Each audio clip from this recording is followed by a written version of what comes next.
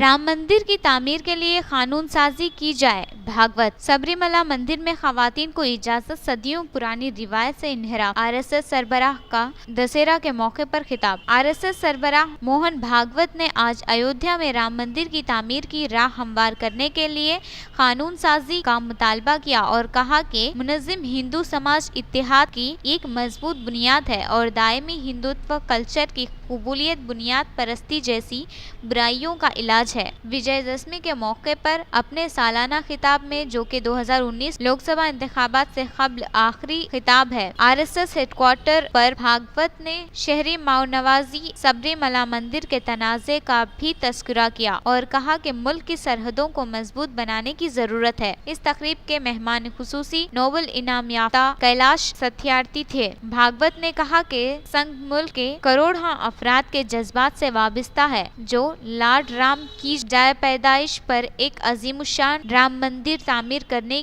की कोशिशों में मसरूफ है। मोहन भागवत ने कहा कि दायमी हिंदुत्व कल्चर की कबूलियत बुनियाद परस्ती, खुदगर्जी, बेलगाम कंज्यूमरिज्म जैसी बुराइयों के लिए इक्सीर है जो कि सख्त मादा परस्ती और अदम हसासियत की वजह से पैदा हुए हैं। उन्होंने कहा कि मंदिर की तामीर न सिर्फ खुद अपने विकार के नुक्ते नजर से जरूरी है बल्कि इससे खैर संगाली और एकजहती का माहौल तैयार करने की राह हमवार होगी। माओनवाजों पर तनकीद करते हुए भागवत ने कहा कि ये हमेशा से शहरी पसंद रहे हैं और शहरी नक्सलाइट की जो नई मुंतक पेश की गई है वो एक मुखालिफ कौम क़यादत क़याम करने के लिए है जिसके अंधे पैरोकार इनके पाबंद हैं। उन्होंने पुलिस की जानिब से माओनवाजों के साथ मुबैना रवाबित के लिए मुतअद्दिद कारकुनों की गिरफ्तारी का हवाला देते हुए उन्होंने इल्जाम आयद किया कि शहरी माओ-अज़्म समाज में नफरत और झूठ फैला रहा है। ये लोग मुल्क के दुश्मनों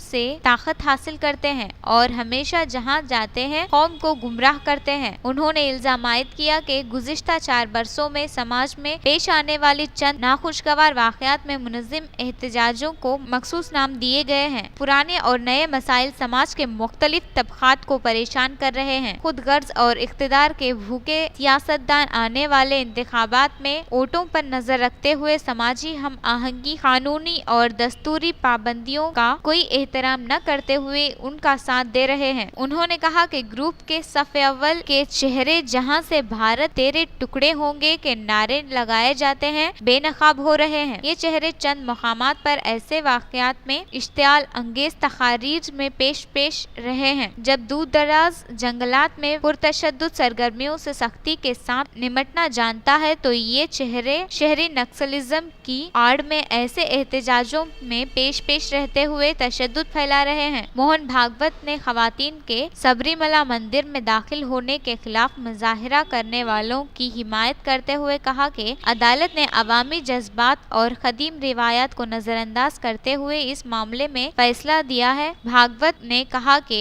काफी पहले ही समाज में इस रिवायत को कबूल कर लिया था और बरसों से इन पर अमल किया जा रहा है। इन पहलुओं को जहन में नहीं रखा गया है। मजहब की तबलीग करने वालों और करोड़ों यात्रियों की अकीदत को जहन में नहीं रखा गया है। भागवत ने मुख्तलिफ मसाइल पर अपना इजहार ख्याल करते हुए तजवीज़ दी कि मुल्क को जल्द ही दूसरी चीजों के साथ दफाई पैदावार में खुद कफील होने की सलाहियत हासिल करनी चाहिए। उन्होंने मुल्क के अंदरूनी और बैरूनी खतरात से निमटने के लिए मसल्ह अफवाज को मजबूत करने जरूरत पर जोर दिया। भागवत ने कहा कि हिंदुस्तान की खारिजा पॉलिसी हमेशा अमन, रवादारी और बिला लिहाज हुकूमतें दोस्ताना ताल्लुकात की वकालत करती हैं। पाकिस्तान का नाम लिए बगैर उन्होंने कहा कि वहाँ नई हुकूमत आने के बाद भी सरहद पर हमले बंद नहीं हुए। दाखिली सलामती की अहमियत पर जोर देते हुए भागवत ने कहा कि अमन व ज़ब्त को यकीनी बनाने और दस्तूर की बालादस्ती को कायम रखने के लिए इक़दाम करना चाहिए। सोसाइटी का रोल दाखिली सलामती को मजबूत बनाने में अहमियत रखता है। उन्होंने कहा कि तहजीबी बेदारी की तरह गांधी जी के सच्चाई और अदम तशद्दुद के जज्बे ने आम शहरी को जदोजहद आज़ादी के दौरान अंग्रेजों से लड़ने का